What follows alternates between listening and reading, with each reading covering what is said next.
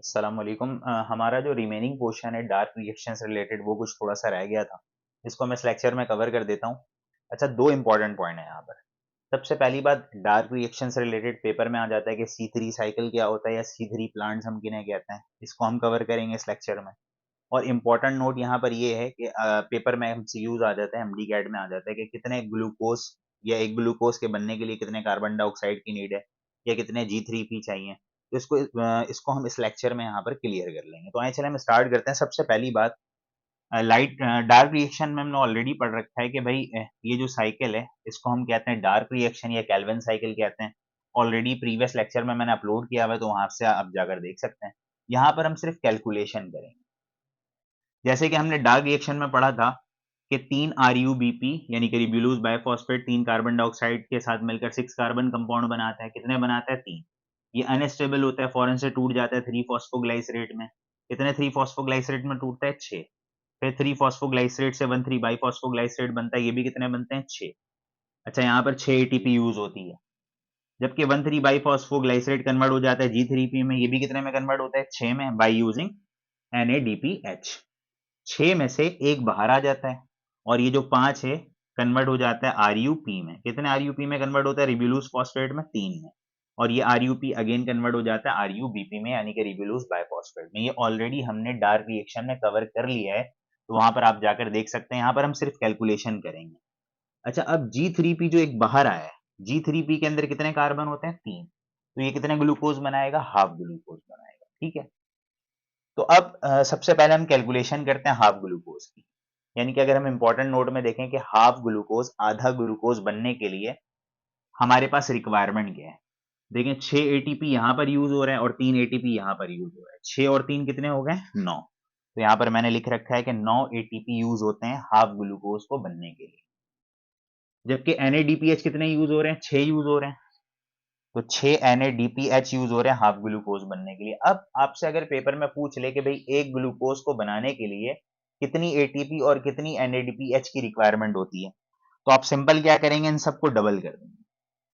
जैसे 9, 9 की जगह आप क्या कर देंगे? 18। 18 ATP, 6 NADPH है तो 6 की जगह आप क्या कर देंगे? 12 NADPH। कितने ग्लूकोज को बनने के लिए चाहिए होगा? 1 ग्लूकोज को। तो ये आपको पक्का कैलकुलेशन याद रखना है। अच्छा, उसके अलावा आपसे ये भी पूछ सकता है कि भाई लेट सपोज कितने कार्बन डाइऑक्साइड चाहिए एक ग्लूकोज बनाने के लिए। आप इस साइकिल को देखें जरा।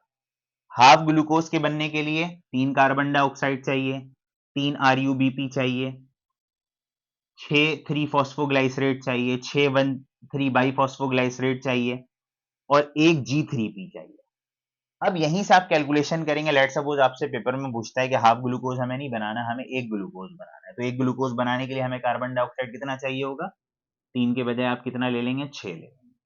लेट सपोज अगर आपसे पेपर में पूछ ले कि G3P, ये जो ग्लाइसरल्डिहाइड 3 फॉस्फेट है, अगर एक G3P आ रहा है तो हाफ ग्लूकोज बन रहा है, तो एक ग्लूकोज बनने के लिए कितने G3P चाहिए होंगे? 2 चाहिए होंगे। तो ये कैलकुलेशन थी छोटी मोटी, यहाँ से आप देखकर अंदाजा लगा सकते हैं कि भाई एक ग्लूकोज के बनने के लिए क्या क्या रिक्वायरमेंट होती है। अच्छा, अब नाउ C3 साइकिल या C3 प्लांट्स हम किसे कहते हैं? सबसे पहली बात, अब देखें डार्क रिएक्शन में ये RuBP कार्बन डाइऑक्साइड के साथ मिलता है, 6 कार्बन कंपाउंड बनाता है, लेकिन ये अनस्टेबल है, तो फौरन से टूट जाता है 3 फॉस्फोग्लाइसरेट में।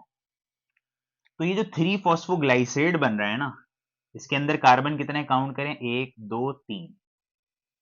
यानी कि डार्क रिएक्शन में जो पहला स्टेबल कंपाउंड बनता है ना, वो क्या बनता है? 3 फॉस्फोग्लाइसरेट, जिसके अंदर 3 कार्बन होते हैं। तो लिहाजा ऐसे प्लांट जिनके अंदर 3 फॉस्फोग्लाइसरेट बनता है डार्क रिएक्शन में, ऐसे प्लांट को हम कहते हैं C3 प्लांट्स। और इस साइकिल को हम कह सकते हैं C3 साइकिल।